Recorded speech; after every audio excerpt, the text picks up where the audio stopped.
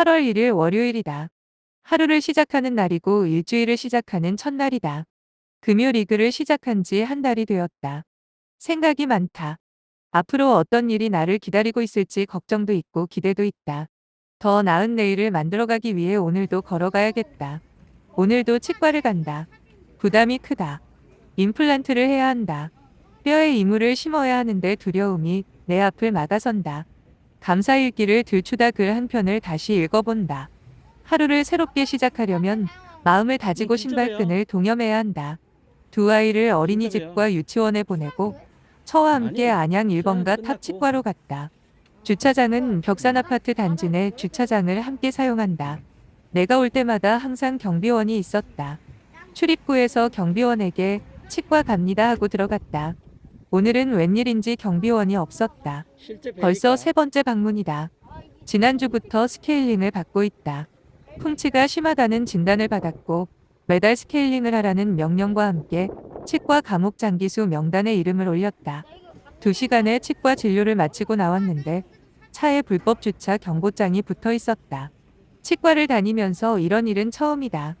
경비가 없는 시간에 들어온 것이 문제였을까? 차 정면 유리창에 보기 흉하게 붙어 있는 노란 불법 경고장은 작은 차를 더욱 진짜 작고 봬요. 초라하게 만들었다.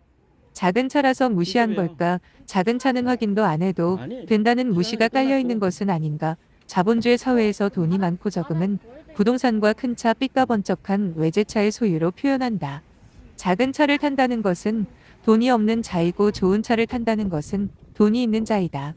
내 차가 실제 BMW이거나 뵈니까. 아우디였다면 이렇게 쉽게 붙일 수 있었을까? 순간 화가 났다. 불법을 저지른 것처럼 취급당한 것 같아 화가 났고 경찰 A를 타는 사람이라 무시당한 것 같아 화가 났다. 이렇게 붙여놓으면 어쩌란 말인가?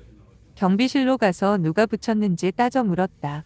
모른다며 하는 말이 경비원에게 말하지 않고 무단으로 들어간 차량이 잘못했다는 것이다. 경비실 앞을 가리키며 보란다.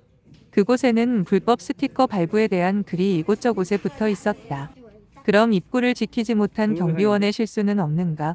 아무리 그렇다 하더라도 확인은 하고 붙이셔야 되는 것 아니냐고 따져 물었다. 동영상인데? 차에 전화번호도 있는데 확인은 해야 하는 것 아니냐고 말했지만 자신은 모르는 가자. 일이니 관리실에서 따지란다. 열을 받을 대로 받았지만 화를 누르고 전화번호를 받았다. 잠시 후 관리실로 전화를 했다. 나도 이런 불법 주차 스티커를 발부하는 것을 나쁘게 생각하지 않는다. 오죽하면 이렇게까지 하겠냐 이해한다. 아무리 좋은 일도 선의의 피해자가 생긴다면 의미가 없는 것이 아니냐? 붙이기 전에 전화 한 통해서 확인을 하거나 문자를 보내 확인해 줄 수는 없었는가? 한 번 더 확인하고 정말 그런가 판단해야 하지 않았을까? 한 번 더 생각해봐야 하지 않냐라고 진짜 말을 봬요. 전했다. 입장을 바꾸어서 진짜 생각해봐라. 봬요. 이빨 치료 후 이도 아픈데 아니, 노란 불법 수술은 주차 끝났고. 스티커가 본인 차에 붙어 있다고 생각해보라. 어떤 심정일지. 너무 화가 난다. 견딜 수 없을 정도로 화가 난다라고 여직원에게 조근조근 아픈 마음을 전했다. 여직원은 거듭 사과했고 잘 전달하겠다고 실제 했다. 뵈니까. 문제는 경비원의 자세일 것이다. 경비원은 본인의 일을 한 것뿐이다. 불법 차량에 스티커를 발부한 것이다. 아무 문제 없다. 본인의 업무를 충실히 한 것이다. 그런데 내 차는 불법 주차 차량이 아니란 것이 문제이다. 불법 주차 스티커를 붙인 경비원은 아이 희만에게 적용했던 순진한 무사위의 책임 평범한 사람의 죄악이 있는 것은 아닐까? 1961년 12월 아이 희만은 유대인 600만 명을 학살한 혐의로 예루살렘에서 재판을 받게 된다. 스스로 동영상인데? 책임이 없다고 주장하는 아이 희만에게 여성 철학자 한나 아렌트는 순진한 무사위의 책임을 부과한다. 동영상인데? 그녀는 더불어 살아가는 삶에서 사유란하지 않아도 상관이 없는 권리가 아니라 가자. 반드시 수행해야만 할 의무라고 강조한다. 아이 희만은 유대인 학살에 핵심적으로 관여했던 인물로서 당시 동영상인데? 히틀러 치하에서 유대인이 주국을 총괄했던 관료였다. 전범으로서 수배를 받고 있던 아이 희만은 동영상인데? 1960년 5월 아르헨티나에서 이스라엘 비밀경찰 모사드에 의해 체포되어 이스라엘로 가자. 강제 송환된다. 마침내 1961년 12월 그는 유대인 600만 명을 학살한 혐의로 예루살렘에서 재판을 받게 된다. 여성 철학자 한나 아렌트. 예루살렘의 아이 희만 책의 결론에 따르면 아이히만은 준법과 근면을 철저하게 실천했던 관료였다. 아이히만은 승진을 위해서 사악한 음모를 꾸민 적도, 나아가 관료사회에 요구되는 법규도 어긴 적이 거의 없으며 오히려 자신의 소임에 근면하고 성실하게 임했던 사람이었다.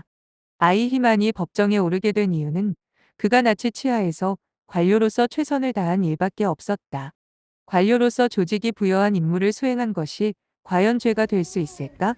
만약 최고 통치권자가 히틀러가 아니라 선한 인격자였다면 아이히만은 절대로 법정에 설 일이 없을 사람이었다. 그렇다면 아렌트는 아이히만에게 면죄부를 주어야 한다고 주장한 것일까? 결코 그렇지 않다. 분명히 아이히만은 유대인 수백만 명을 학살한 일에 대해 책임을 져야 할 전범이다. 그렇지만 아이히만 자신은 단지 상부의 명령에 따랐을 뿐이라고 자신의 죄를 인정하지 않았다. 스스로 책임이 없다고 주장하는 아이히만에게 그녀는 순진한 무사위의 책임을 부과한다.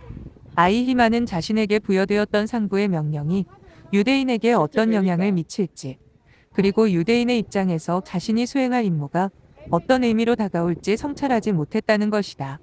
아렌트는 더불어 살아가는 삶에서 사유란하지 않아도 상관이 없는 권리가 아니라 반드시 수행해야만 할 의무라고 강조한다. 우리는 평일에는 직장에서 일하고 목요일과 금요일, 토요일, 일요일은 호계 체육관에서 탁삼으로 모인다. 탁구는 건강한 정신과 몸을 만드는 동시에 타인의 입장에서 생각할 줄 알게 한다. 탁구를 통해 타인의 감정을 예민하게 읽어내는 능력도 배운다.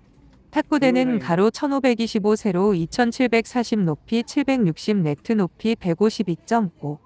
탁구장은 가로 7m 세로 14m 탁구공은 2.7g이다. 비교적 넓은 공간에서 세트마다 자리를 바꾸면서 하는 운동이다. 내 자리에서 내 자리로 이동할 때 타인의 입장이 되어보는 게임이다. 나의 기준대로가 아닌 타인의 기준은 어떠한지 상상하고 공감할 때 탁구를 제대로 배우는 것은 아닐까? 아이히만은 탁구를 쳐봤을까? 탁구를 치면서 자리를 바꾸지 않았을까? 자신이 좋은 자리만 독차지했던 것일까? 어쨌거나 그의 삶을 돌아보면 타인의 입장에서 생각할 줄 몰랐다. 유대인의 심정과 처지를 전혀 헤아리지 못했다. 그는 어리석었고 자신의 세계에 틀어박혀 있었다. 타자를 받아들이지 못했고 타인의 입장에 대해 사유하지 않고 상대의 감정을 헤아리지 않았으며 주어진 명령을 고분고분하게 따르는 평범한 사람이었다. 그 속에서 악이 자랐다. 무사위의 악이었다. 타인의 입장을 생각하지 않은 악. 평범함 속에 자생한 나만의 고집, 그것은 악이었다.